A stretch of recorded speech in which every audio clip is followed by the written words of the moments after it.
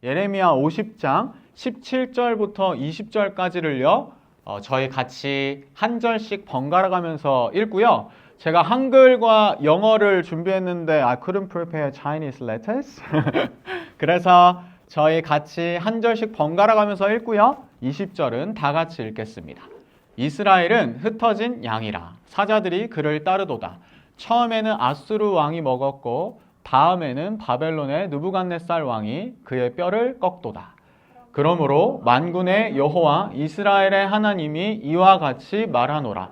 보라, 내가 아수르의 왕을 벌한 것 같이 바벨론의 왕과 그 땅을 벌하고 이스라엘을 다시 그의 목장으로 돌아가게 하리니 그가 갈멜과 바산에서 양을 기를 것이며 그의 마음이 에브라임과 길르앗산에서 만족하리라. 다 같이 읽을게요. 여호와의 말씀이니라. 그날 그때에는 이스라엘의 죄악을 찾을지라도 없겠고 유다의 죄를 찾을지라도 찾아내지 못하리니 이는 나가 남긴 자를 용서할 것임이라. 아멘. 혹시 오늘 그 말씀의 제목이 뭔지 아시나요? 예스. 인스타그램 저희 팔로우 안 하시는 분들은 모르실 수도 있는데요. 이불 밖은 위험해라는 제목입니다. 혹시 아시려나? 친구. 한국말 조금 하신다 그러더라고요. 예스. 이불 밖은 위험해라는 제목인데요. 혹시 이불 밖은 위험해라는 이 밈 아니면 이 짤이 어떠한 의미로 사용되는지 아시나요? 다 아시죠? 최근에 한국에서 온 영경이 더 잘할 텐데 한국 사람들이 이걸 어떠한 의미로 사용하냐면 약간 이제 내일이네요. It's coming. Monday is coming. 그래서 출근하기 싫거나 아니면 학교 가기 싫거나 약간 그 집에서 삐대고 싶을 때 삐댄다는 사투리인 것 같은데 집에서 이렇게 좀 이렇게 하고 싶을 때 이불 밖은 위험하다. 특별히 이 윈터 시즌에 추울 때 이불 밖은 위험해. 그래서 이불 밖에 진짜 나가기 싫다. 그래서 아마 집순이 분들은 좀 이해를 하실 수 있을 것 같은데 이불 밖에 나가기 싫고 사람들이랑 인터랙팅 하기 싫고 출근하기 싫고 등등등. 저도 이 단어를요 잘 모르다가 그 아내랑 결혼하고 나서 좀 많이 깨닫게 됐어요. 제 아내는 여기 없어서 하는 말인데 이불 밖을 상당히 두려워하는 전기장판과 유착되어서 거의 이렇게 살아가는 요거는 제가 영상 편집할 때 자르겠습니다. 저도 이제 아내가 먼저 출근할 때에 이제 제가 좀 늦게 출근하는 날들이 있는데 그때 이제 아내가 24시간 동안 데펴놓은 전기장판에 이렇게 똑 이렇게 돌아서 들어가요. 그러면 이제 전기장판과 제 몸이 이렇게 딱 일치가 되면서 와 진짜 나가기 싫다. 저희 집이 좀 추워요. 이제 곧 이사를 가긴 하는데 창문이 틈이 이렇게 벌어져 있어요. 겨울 되면은. 어제는 민달팽이가 집에 들어왔더라고요. 사상 처음으로 경험했던데. 아무튼 제 집이 너무 추워가지고 진짜 이불 밖이 너무 추워요. 밖의 온도랑 크게 다를 것이 없는. 이불 밖은 위험해라는 단어는요. 이불 밖에 나가기 싫고 이 세상 속으로 나가기 싫고 그러한 짤로 사용돼요. 구글에 제가 검색을 해봤는데요. 요런 이미지가 떠오릅니다. 근데 저희 교회는요 강아지파보다는 아마 고양이파인 것 같아서 요 짤도 준비해봤습니다. 네. 콩이 닮았나 에그 닮았나 잘 모르겠는데 아무튼 이불 밖은 위험해라는 밈은 그렇게 사용이 되고 있습니다. 저희가 오늘 읽었던 본문 속에서도요 이불 밖에 나와서 위험에 놓여 있는 한 민족이 등장을 합니다. 우리가 예레미야서를 쭉 읽으면서 이스라엘 그리고 남유다가 멸망해 가는 혹은 멸망당할 것이라는 예언이 계속해서 나오고 있는데 그 이불 밖 하나님 밖을 떠나서 멸망으로 가고 있는 그 이스라엘에 대한 이야기가 오늘의 본문에 나오고 있습니다. 그리고 17절에는 이렇게 시작을 합니다. 이스라엘은 흩어진 양이라. 이 이스라엘을요 양에 비유하면서요 흩어진 양이라 라고 표현을 하고 있습니다. 그리고요 사자들이 그를 따르도다 라고 표현되어 있습니다. 흩어진 양이고 사자들이 그를 따르도다.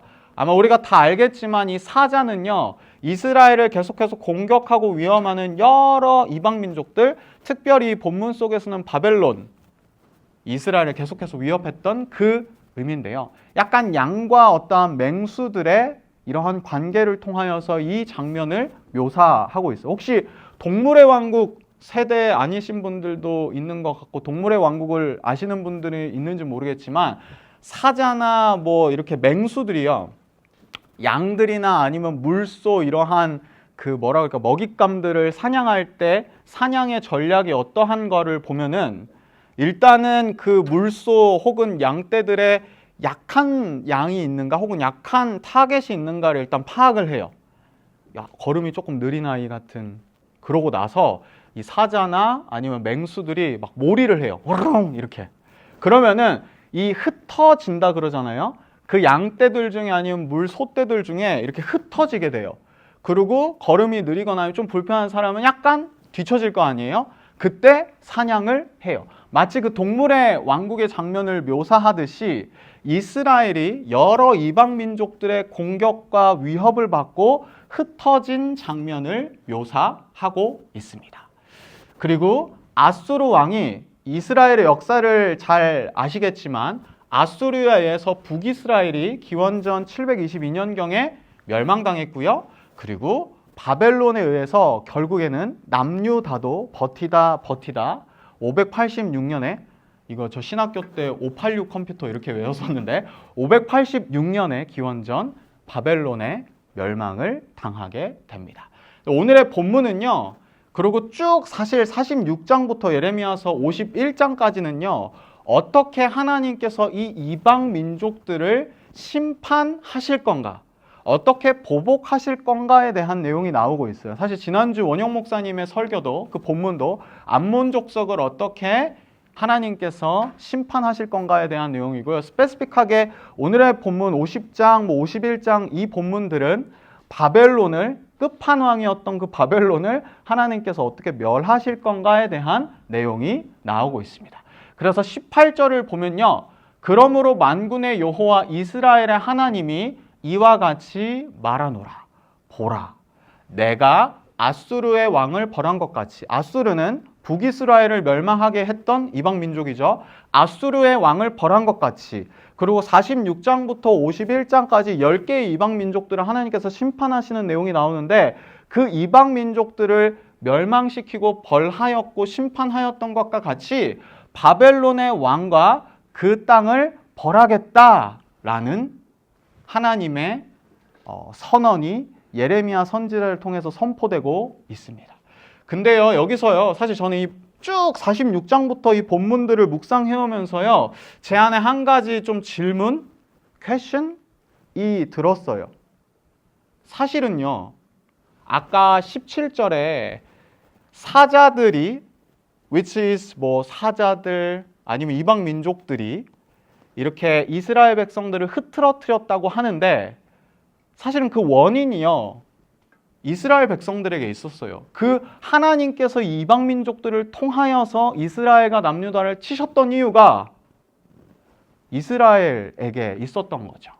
지지난주에도 같이 읽었는데 이사야서에는 이런 말씀이 있습니다. 우리는 다 양 같아서 그릇 행하여 각기 제 길로 갔거늘. 그 양들이요. 먼저 그릇 행했어요. 그리고 잘못된 길로 가는 그 이스라엘 백성들을 돌이키기 위하여서 이방 민족들을 하나님께서 사용하신 거죠. 그래서 그들을 흐트러뜨린 거죠. 그리고 포로로 잡아간 거죠. 근데 하나님께서는요, 이 이방 민족들을 심판하시겠다라고 46장부터 51장까지 46, 47, 48, 49, 50, 56장에 걸쳐서 이방 민족들을 심판하시겠다는 내용을 계속해서 기록하고 있습니다. 사실은 좀 이런 표현이 맞을지 모르겠는데 지팔직권? 이스라엘 백성들이 하나님께서 어떻게 하면 하나님과 그 릴레이션십을 계속해서 맺을 수 있고 그러한 방법들을 계속해서 알려주셨는데 지팔직권이 그 지팔자 지가 꼰다 맞죠? 오케이, 저 신세대. 그 자기가 잘못해서 이 이방 민족들을 사용해서 심판하신 것인데 하나님께서는 예레미야의 마지막 부분에 바벨론을 결국에는 내가 심판할 거야 라고 얘기하십니다. 저는 이 본문을 보면서요, 지극히 티적인 생각으로는 이해가 잘 안 됐어요. 그냥 이렇게 심판해버리고 이스라엘의 역사를 끝내셨어도 됐을 텐데 왜 이스라엘의 역사를 이어가실까? 그리고 왜 어떻게 보면 좀 약간 좀 억울할 것 같은데 바벨론은 하나님께서 그 마음을 동하게 하셔서 심판하신 건데 왜 벌을 받아야 될까? 저는 그 이스라엘을 향한 그 하나님의 사랑이라는 데피니션 외에는 이것을 해석하고 이해할 길이 없다라는 생각이 들었어요. 이어서 19절에는요, 이러한 본문이 나옵니다. 이스라엘을, 그 지팔직곤, 정말 하나님의 말을 안 듣고 했던 그 이스라엘을요, 다시 그의 목장으로 돌아가게 한대요. 계속해서 어떠한 양의 비유가 나오고 있죠. 그 목장으로, 그 처음 그 자리로, 그 안전한 목장으로 돌아가게 하겠대요. 갈멜과 바산은요, 북이스라엘과 남유다에서 가장 비옥한 땅이었거든요. 그 땅에서 양을 기를 것이며 그의 마음이 에브라임과 길라산에서 만족하리라. 그리고 20절에는요, 좀 제가 또 지극히 티적으로 생각하기에는 전혀 공감이 안 되는 20절 같이 한번 읽어볼까요? 시작. 여호와의 말씀이니라. 그날 그때에는 이스라엘의 죄악을 찾을지라도 없겠고 유다의 죄를 찾을지라도 찾아내지 못하리니 이는 내가 남긴 자를 용서할 것임이라. 좀 충격적이었어요, 저한테는. 이스라엘의 죄악을 찾을지라도 없겠고 유다의 죄를 찾을지라도 찾아내지 못하리니. 이거 맞는 표현일까요? 저가 역사적 사실만 찾아봐도 그 바벨론의 포로 생활 70년이 있었잖아요. 그러고 나서 포로 생활 귀환을 했잖아요. 다시 돌아왔잖아요. 그 목장으로 돌아왔잖아요. 그러고 나서 이스라엘 백성들이 죄를 지었을까요? 안 지었을까요? 지었어요. 금방 지었어요. 제가 봤을 때는 오래 못 버티고 다시금 이전에 반복했던 죄들을 계속해서 리피테이션 해요. 이방민족과 통혼하고 오히려 더 심한 내용들이 에스라서에 기록되어 있습니다. 근데 하나님께서는 뭐라고 이스라엘 백성들을 회복시키겠다고 하냐면요, 이스라엘의 죄악을 찾을지라도 없겠고 유다의 죄를 찾을지라도 찾아내지 못하리니 라고 예레미야를 통하여서 이스라엘 백성들에게 이 회복의 메시지를 전하고 있는 거죠. 저는 이 본문을 읽으면서요, T적으로 이해하려고 하지 않고 좀 F적으로 한번 생각해 봤습니다. F가 좀 공감 능력이 있는 거죠. 그래서 저는 이 본문을 읽으면서 누가복음 15장 탕자의 이야기가 생각이 났어요. 아마 너무나도 잘 아실 겁니다. 탕자가 있었어요. 둘째 아들, 좀 재산이 많은 아버지였던 것 같아요. 그리고 첫째 아들이 있었고 둘째 아들이 있었습니다. 둘째 아들이 너무 그리디하고 욕심이 많아서 아버지가 죽은 거라고 생각하고 그냥 유산을 지금 주시면 안 되겠습니까? 정말 예의가 없고 버릇이 없고요. 아버지는 약간 고혈압으로 쓰러지셨을지도 불구한데 오케이, 내가 유산을 주겠다. 너에 해당하는 유산을 줄게. 그리고 둘째 아들, 약간 재벌집 막내 아들 같은 느낌인데 둘째 아들은요, 다른 나라로 가서 그 재산을 탕진합니다. 그리고 돼지우리에 가서 너무 그냥 탕진해가지고 돼지우리에 가서 쥐염 열매를 먹으면서 그렇게 시간을 보내면서 차라리 내가 이렇게 있는 바에는 그냥 그 부잣집 아버지에게 다시 돌아가서 거기서 하인처럼 종살이를 하더라도 내가 이렇게 돼지우리에서 지내는 것보다는 아버지께 돌아가는 게 낫겠다라고 생각합니다. 내가 일어나 아버지께 가서 이르기를 아버지, 내가 하늘과 아버지께 죄를 지었사오니, 약간 그래도 양심은 있었던 것 같아요. 자신이 얼마나 잘못했는지를 깨달았습니다. 나를 품꾼의 하나, 품꾼은요 그냥 삭슬 받는 하인, 내가 아버지의 아들로 다시 돌아가지 않고 그냥 품꾼, 레이바 하는 그냥 그 일꾼으로 돌아가도 괜찮으니까 좀 날 받아주세요 라고 합니다. 아버지의 반응은 우리 모두 다 알죠. 어이구, 네가 그럴 줄 알았다 이렇게 하셨어도 속이 시원치 않으실 텐데 아버지께서 뭐라고 하시냐면요, 이에 일어나서 아버지께로 그 탕자가 돌아갔고요, 아직도 거리가 먼데 아버지가 그를 보고 측은히 여겨 달려가 목을 안고 입을 맞추니. 그렇게 버릇없고 예의 없고 아버지가 죽은 거라고 생각하고 유산 저 주세요.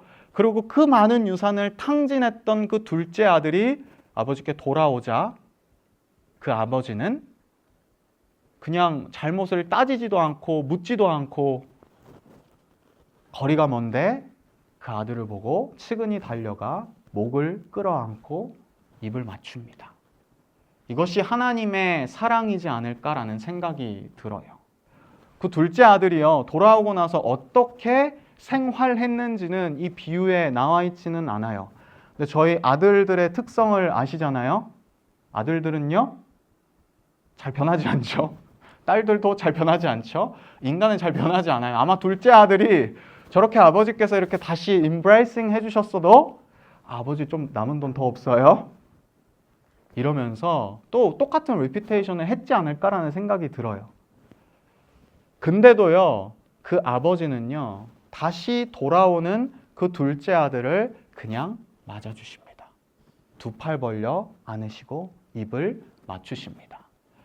마치 이 탕자의 아버지의 모습으로 비유된, 묘사된 그 하나님의 모습이요, 오늘 예레미야서에 나와 있는 이 하나님의 모습과 저는 일치되게 느껴졌습니다. 이스라엘의 죄악을 찾을지라도 없겠고 유다의 죄를 찾을지라도 찾아내지 못하리니, 물론 또 리핏해서 범죄하고 하나님을 실망시키고 하나님의 등에 비수를 꽂을 우리들인 것을 뻔히 알면서도 내가 너의 죄악을 찾을지라도 없겠고 죄를 찾을지라도 찾아내지 못할 거야. 다시 돌아오는 그 둘째 아들, 다시 돌아오려고 하는 그 이스라엘, 그리고 다시 돌아가려고 하는 저희를 그냥 우리의 그 스몰 액션을 보시고 품어주시고 받아주시는 그 하나님의 마음이 이 본문 속에 담겨 있지 않을까 하는 생각이 들었어요. 그리고 이 말씀은요, 그날 그때에는 이라는 전제가 붙습니다. 이스라엘의 죄악을 찾을지라도 없겠고 유다의 죄를 찾을지라도 찾아내지 못하리니, 그날 그때는요, 이 본문 혹은 이 역사적 배경 속에서는 이스라엘이 결국에는 70년 후에 포로 귀환을 할 그날과 그때를 말하기도 하지만요, 궁극적으로는요, 그날과 그때가 의미하는 것은 예수 그리스도께서 다시 오실 그날과 그때를 의미합니다. 얼마나 사랑하시면 끝까지 참으시고 혹은 sometimes 침묵으로, 가끔은 호된 징계로, 채찍질로, 가끔은 스윗한 러블리한 메시지로 돌아와. 결국 그날 그때에 예수 그리스도를 통하여서 우리를 완전히 회복시키시고 우리를 완전히 품으시고 죄악을 찾을지라도 없겠고 죄를 찾을지라도 찾아내지 못하겠다. 입을 맞추시며 임브레이스 하시는 그 하나님의 사랑이 오늘 이 어떻게 유다를 회복시킬 것인가에 대한 말씀 속에 그 하나님의 사랑이 녹아 있는 거죠. 아까 읽었던 이사야서의 말씀인데요. 우리는 다 양 같아서 그릇 행하여 각기 제 길로 갔거늘 여호와께서는 우리 모두의 죄악을 그에게, 예수 그리스도께 담당시키면서 우리를 단번에 온전히 회복시키시는 거죠.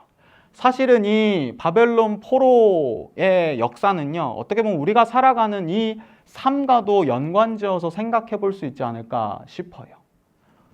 유다 백성들이 바벨론 포로기에 어떤 선지자가 우리가 회복될 거야, 우리가 포로 귀환 돌아갈 거야 라고 얘기했는데 라는 것들을 기억하면서 다시금 포로 귀환과 회복할 그날을 고대하고 소망하고 그 포로기 때 쉽지 않지만 살아갔던 것처럼 어떻게 보면은 우리도 지금 이때를 살아가고 있는 거죠.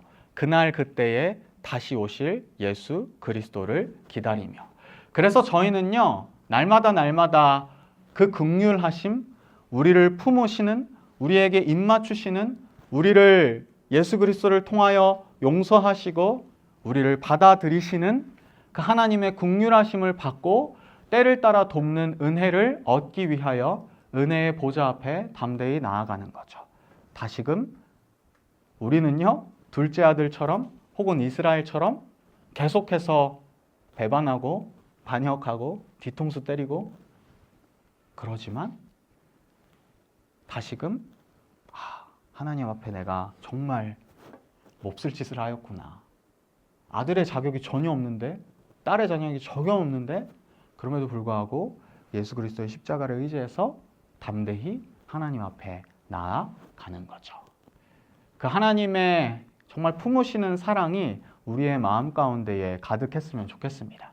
그리고 오늘 본문 마지막에요, 어떻게 보면 조금 controversial한 내용이 나오는 것 같아요. enough time. 마지막에 이러한 본문이 나옵니다. 내가 남긴 자를 용서할 것임이라. 사실요, 이 전까지는요, 제가 본문이 술술술 읽혔어요. 이삿짐을 막 싸면서 리플렉션을 하면서 너무 좋은데? 잘 풀리는데? 왜 이러지? 이사여서 하나님께서 그 긍휼하심으로 은혜를 주시는구나 생각했는데, 이 마지막 센텐스에서요, 막혔어요. 남긴 자를 용서할 것임이라. 한국말로 남은 자가 아니라 남긴 자라고 표현하거든요. 제가 이 본문을 보면서요, 왜 남은 자가 아니라 남긴 자라고 해석했을까를 곰곰이 생각해 봤어요. 남은 자를 용서할 것임이라. 이 본문의 컨텍스트 안에서는요, 이제 그 바벨론의 어떠한 압제와 공격과 이 모든 것들을 버틴 사람들, 혹은 포로 귀환 때 하나님에 대한 신앙을 잃지 않고 버틴 사람들, 혹은 견딘 사람들을 그 남긴 자를 용서할 것이다, 남은 자를 용서할 것이다 라는 것이지만, 남은 자라고 한글에서 해석하지 않았던 것은 남은 것 자체도 본인들이 막 열심히 막 기도하고 열심히 버티고 그러한 어떠한 이스라엘 백성들의 어떠한 행위, 아니면 이스라엘 백성들의 어떠한 열심히 함을 강조하기보다는 하나님께서 남긴 자를 용서하겠다, 하나님께서 남긴 자를 회복시키겠다라고 하는 그 하나님의 주권을 좀 더 강조하는 해석 혹은 트랜슬레이션이지 않을까라는 생각을 하게 됐어요. 근데 이 하나님의 주권 혹은 남긴 자, 하나님의 select라고 하면은 또 우리가 조금 약간 스톱 될 수 있는 부분이 선택된 자들만 구원하시는가? 라는 부분에 우리가 좀 뭐라 그럴까요? 쭉 걸어가다 보면 항상 신앙생활 할 때 한 번씩은 고민했던 예정론 아니면 선택론, 이러한 부분들에 걸릴 수밖에 없게 되는 것 같아요. 하나님께서 남긴 자를 용서하시고 하나님께서 선택한 자만 구원하시는가? 근데 저는 이 하나님께서 남긴 자 혹은 하나님께서 선택하신 자를 구원하신다라는 것은 누구는 선택되었고 누구는 선택 안 되었고 너는 선택됐는데 나는 선택 안 됐네? 라는 관점보다는요, 철저하게 구원은 하나님께 속해 있는 영역임을 강조하기 위한 그 강조점이 있지 않나라는 생각이 들어요.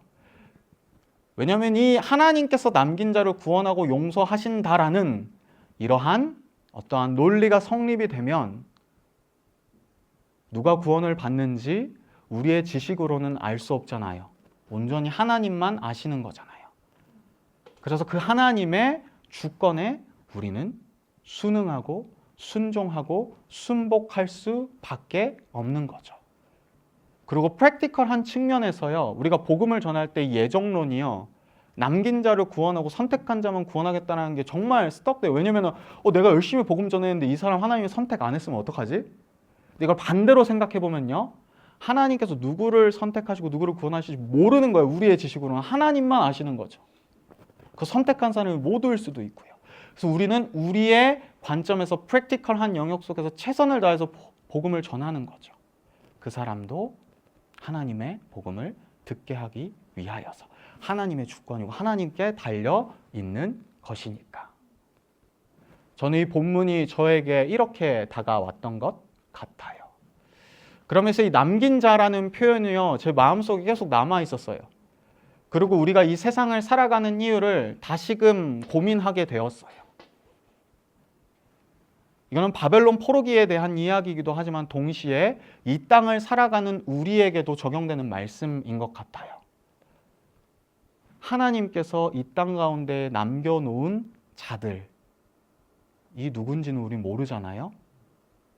우리가 이 일상을 살아가고 있는 이유는요, 하나님께서 남긴 자가 누구인지를 알아가는 혹은 깨달아가는 과정이지 않을까 싶습니다. 우리가 일상 속에서 만나는 한 사람 한 사람의 인디비주얼들이 이 사람 하나님께서 이 땅 가운데 남겨놓은 사람이지 않을까? 구원하시기 위해 남겨놓은 사람이지 않을까를 고민하며 우리의 데일리 라이프 속에서 그 하나님의 사랑을 전하기 위하여서, 그리고 저희가 예배 전에 위케어라는 현장에 가는데 현장에서요 사실은 막 대단한 걸 하지 않습니다. 예수 천당 불신지옥 뭐 이렇게는 하지 않습니다. 그냥 그들과 대화합니다. 저는 그 현장이요, 이 사람이 하나님께서 남겨놓은 자일까? 하나님의 사랑이 이들 가운데에는 어떻게 흘러갈 수 있을까? 하나님이 이들을 사랑하시지. 물론 그들이 하는 액팅하는 것들, 비헤이비어는 와우 어려울 수 있으나 이 이스라엘에게 죄악을 찾을지라도 없겠고 죄를 찾을지라도 찾아내지 못하겠다. 돌아온 탕자를 그냥 품으셨던 그 하나님의 사랑이 이 남은 자들 가운데, 남긴 자들 가운데 있지 않을까를 고민하는 자리, 위케어의 현장뿐만 아니라 우리의 삶의 자리가 그러한 자리여야 하지 않을까라는 생각이 들어요. 남긴 자, 또 다른 표현으로는요, 우리는 남겨진 자예요. 하나님께 아직 부름을 받지 않고 우리가 언제 부름받아서 갈지는 다 모르지만 이 땅에 하나님께서 우리를 남겨두셨죠. 우리를 이 땅에 남겨두신 이유는 여전히 하나님의 사랑이 흘러가야 할 그곳에 우리를 사용하시기 위하여서 우리를 남겨놓지 않았나라는 생각이 들어요. 그래서 이 본문을 함께 여러분들과 나누면서요, 먼저는요, 여러분들이 이 진짜 쥐팔직곤 정말 답없는 이스라엘을 용서하시고 예수 그리스도를 통하여 용서하시고 사랑하시고 품으신 그 하나님의 사랑을요, 우리가 충만히 누렸으면 좋겠습니다. 돌아온 탕자를 질책하고 야 너 잘못했잖아 하지 않으시고 먼 길에서 맞이하시고 품으시는 그 하나님의 사랑을 우리가 먼저 품었으면 좋겠어요. 그리고 내가 남긴 자를 용서할 것임이라 여전히 이 땅 가운데에 남긴 자, 하나님의 사랑이 필요한 그들에게 우리가 걸어가서 그들에게 하나님의 사랑을 전하면 좋지 않을까라는 생각이 들었습니다. 이불 밖은 위험합니다. 혹시라도 이불을요 하나님 곁이라고 표현했는데 좀 약간 지금 와서 생각해보니 좀 잘못한 것 같긴 하네요. 이불 밖으로 나가야 돼 라고 여러분들을 인커리지 하고 싶은데요, 혹시라도 예배 가운데에 지금 이스라엘 같이 혹은 둘째 탕자 같이 하나님 밖에 있는 것 같이 느껴지시는 분들이 혹여나 있다면, 혹은 여러분들의 삶의 자리와 순간들 속에서 너무 디스커리지 되어서 하나님과 디스커넥트 되어 있다라고 느껴지시는 분들이 혹여라도 있다면, 혹은 여러분들의 데일리 라이프 속에서 하나님과의 그 인터랙팅이 많이 없는 것 같다라고 느껴지시는 분들이 있다면, 오늘 본문 가운데에서 비춰진 그 하나님의 사랑이 돌아온 탕자를 꾸짖지 않으시고 그냥 억셉트 하시는 그 하나님의 사랑을, 예수 그리스도를 우리 가운데 주시면서까지 그 생명값으로 우리를 사랑하시는 그 하나님의 사랑이요, 여러분들 가운데에 느껴지셨으면 좋겠고요. 물론 이불 밖은 위험합니다. 너무 위험하고 우리 이 예배당이 이불이라고 생각해 보면요, 이 밖은 참 위험해요. 나가기 싫죠. 일주일 동안 월화수목 금토일 이렇게 그냥 예배드리면서 지내고 싶죠. 그러나 이불 밖으로 나가보면 좋을 것 같아요.